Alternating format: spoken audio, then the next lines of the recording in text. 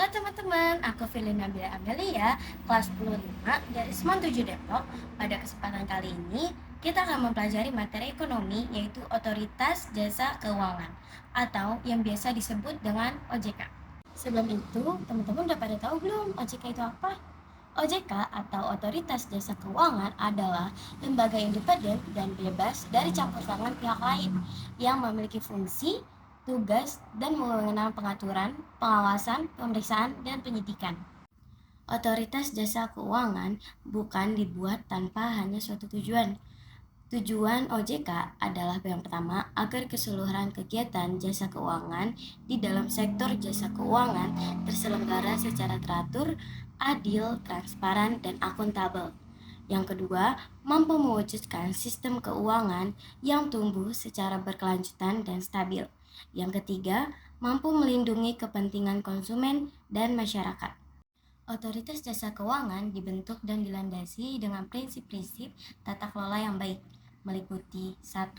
Independensi, 2. Kewajaran, 3. Akuntabilitas, 4. Transparansi, dan yang terakhir 5. Pertanggungjawaban. Otoritas Jasa Keuangan atau OJK mempunyai fungsi menyelenggarakan sistem pengaturan dan pengawasan yang terintegrasi terhadap keseluruhan kegiatan di sektor jasa keuangan. OJK juga punya tugas-tugas loh teman-teman. OJK melaksanakan tugas pengaturan dan pengawasan terhadap A. Kegiatan jasa keuangan di sektor perbankan, B. Kegiatan jasa keuangan di sektor pasar modal, C. Kegiatan jasa keuangan di sektor perasuransian, dana pensiun, lembaga pembiayaan, dan lembaga jasa keuangan lainnya. Selain tugas, Otoritas Jasa Keuangan juga memiliki wewenang. Yang pertama, pengaturan dan pengawasan mengenai kelembagaan bank yang meliputi perizinan untuk pendirian bank, pembukaan kantor bank, anggaran dasar, rencana kerja, kepemilikan, kegiatan usaha bank. Yang kedua, pengaturan dan pengawasan mengenai kesehatan bank yang meliputi likuiditas, rentabilitas, solvabilitas, kualitas aset, rasio kecukupan modal, minimum, sistem informatif debitur, pengujian kreatif atau credit testing, dan standar akuntansi bank. 3. Pengaturan dan pengawasan mengenai aspek kehati-hatian bank meliputi manajemen risiko, tata kelola bank, prinsip mengenal nasabah, dan anti pencucian uang dan pencegahan pembiayaan terorisme dan kejahatan perbankan. 4. Pemeriksaan bank. Asas-asas otoritas jasa keuangan terbagi menjadi 7.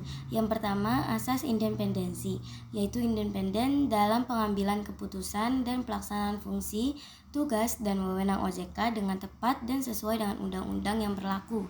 2. Asas kepastian hukum. Maksudnya adalah asas-asas yang mengutamakan landasan perundang-undangan dalam keadilan dan setiap kebajikan penyelenggaraan otoritas jasa keuangan. Yang ketiga, asas kepentingan umum, yaitu asas yang membela dan melindungi kepentingan konsumen dan masyarakat serta memajukan kesejahteraan umum. 4.